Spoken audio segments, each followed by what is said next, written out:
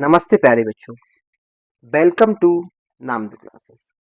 नामदो classes के इस YouTube platform पर आपका स्वागत है। आज हम चर्चा करने वाले हैं कक्षा 7वीं की जो पाठ्य पुस्तक है मल्हार, और जो ये मल्हार है इसका पाठ 3, और जो पाठ 3 हमारा होने वाला है यह एक कविता है।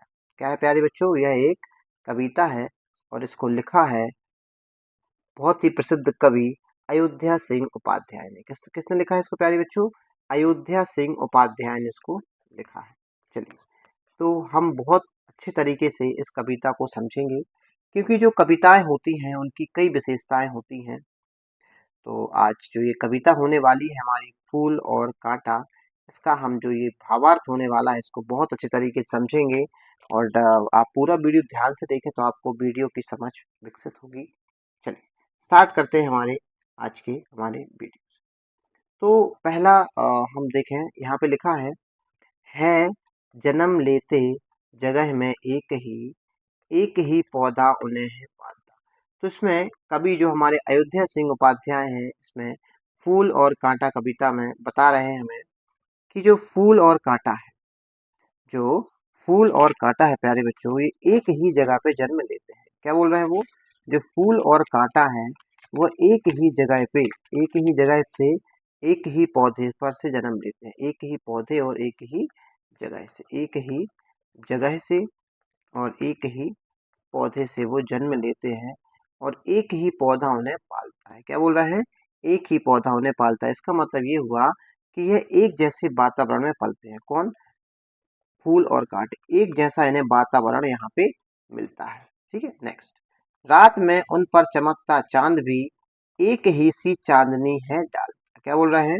उन पर रात पे, है ना, दोनों पर एक ही चांदनी पड़ती है। किस पे? फूल और कांटे। जो ये फूल है और ये कांटा है, इन दोनों पे एक ही चांदनी यहाँ पे पड़ती है। चांद की चांदनी एक ही पड़ती है ना।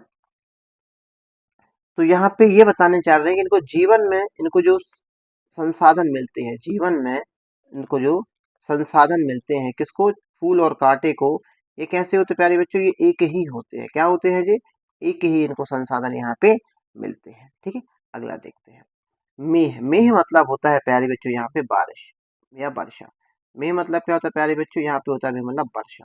मेह उन पर है बरसता एक सा, मतलब पानी, बरसात भी उन पे कैसी होती है? एक सी होती है। किस पर?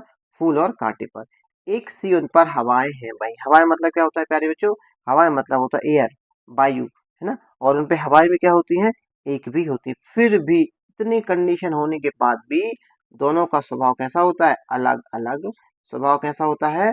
स्वभाव यहाँ पे अलग अलग होता है। ठीक है, चलो आगे देखते हैं प्यारे बच्चों। पर सदा ही यह दिखाता हमें। क्या बोल रहे हैं? ऊपर कर लेते हैं, हाँ, थोड़ा सा नीचे कर लेते हैं प्यारे बच्चों। हाँ, पर सदा क्या बोल रहे हैं?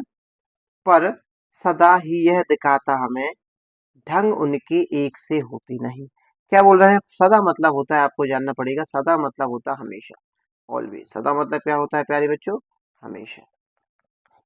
सदा मतलब होता है हमेशा।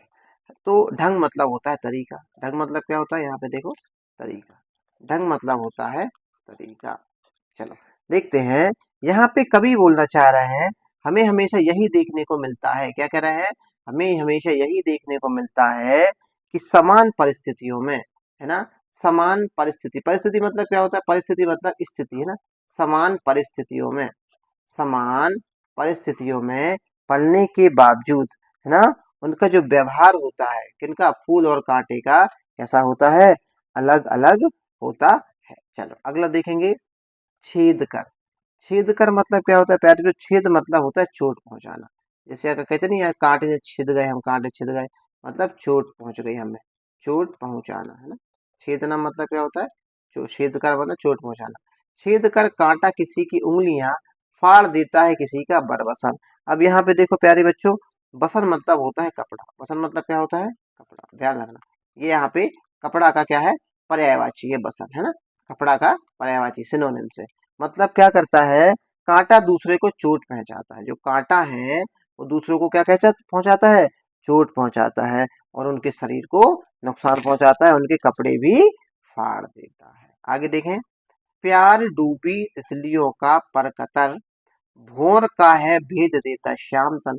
यहाँ पे क्या बोल रहे हैं प्यारे बच्चों? पर मतलब होता है पंख। ये जो पा और अपर लिखा है ना प्यारे बच्चों, तो आप कंफ्यूज मत होना, ये वो वाला पर नहीं है, ये है पंख वाला पर। क्या है ये? पंख। ये जो पर लिखा है ये है पंख। पंख। प्यार डूबी तितलियों का पर कतर, भौर का है भेद देता श्याम तन। भौर मतलब क्या होता है? भंवरा। भौर मतलब क्या होता है? जो उड़ता नहीं रहता, काला काला सा रहता है, तो वो होता है भंवरा। क्या होता है प्यारे बच्चों? भंवरा। भोर का है भेद देता। भेद देता मतलब क्या होता है प्यारे बच्चों?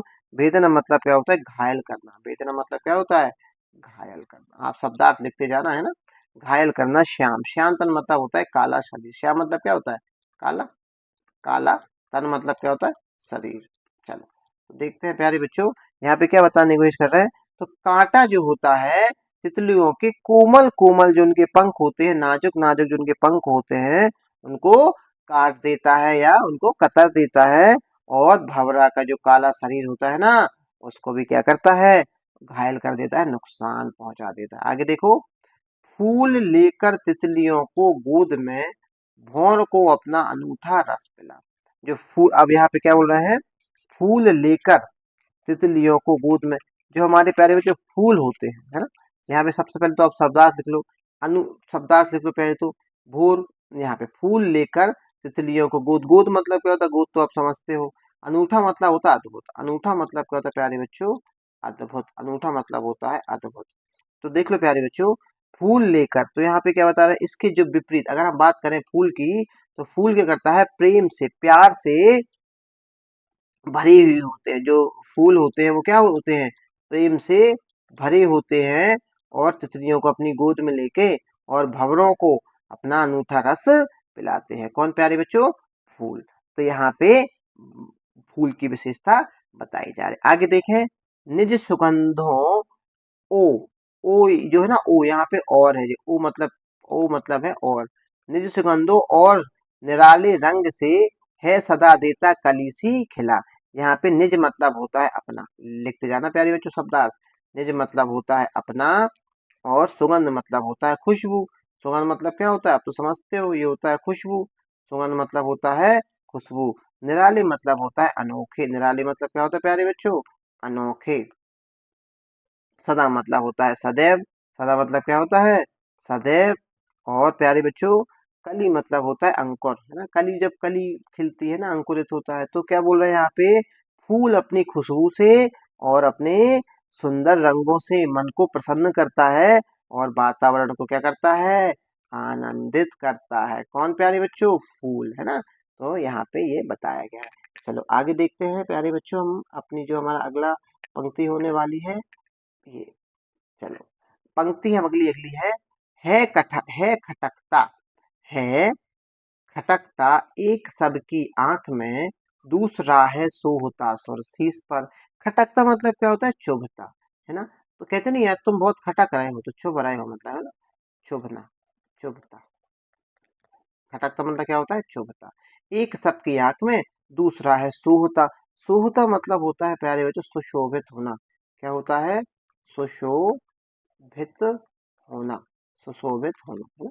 मतलब यहाँ पे कहने का मतलब है कि कांटा सबको चुभता है ना। क्या कह रहे हैं?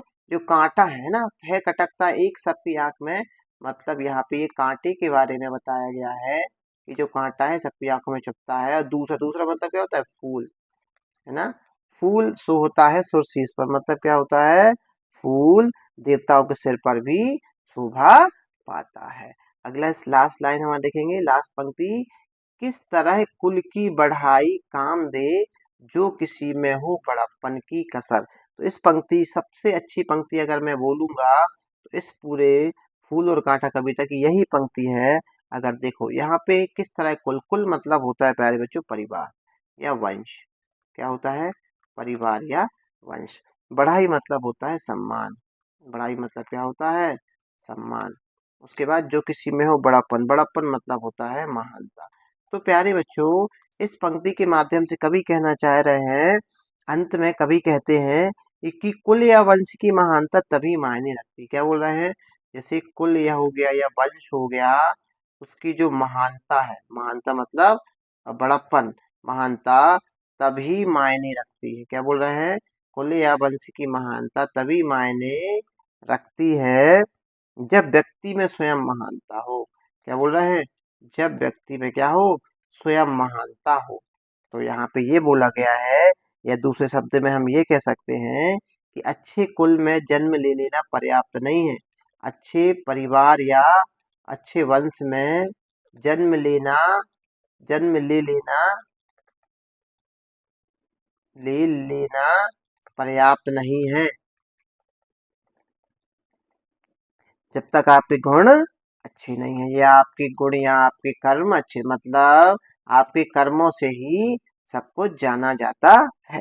तो यहाँ पे ये मैंने आपको समझाया। आई होप आपको समझ में आया होगा। अगर आपको समझ में आता है और वीडियो अच्छा लगता है तो प्लीज़ चैनल को सब्सक्राइब करें, वीडियो को लाइक करें।